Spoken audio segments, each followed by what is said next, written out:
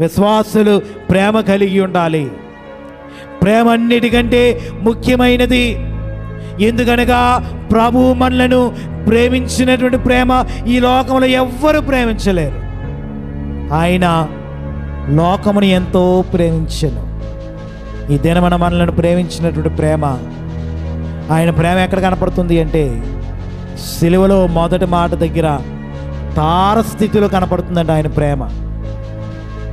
ఈ దినమందు మనము ఆయన ప్రేమను పొందిన వారమై ఉన్నాం. ఎవరు ప్రేమ కావాలి? మనుషుల ప్రేమ అక్కర్లేదు, లోక ప్రేమ అక్కర్లేదు, దేవుని ప్రేమ మాత్రమే నీకు కావాలి. ఆయన మరి ప్రేమను పంచడానికి వచ్చాడు.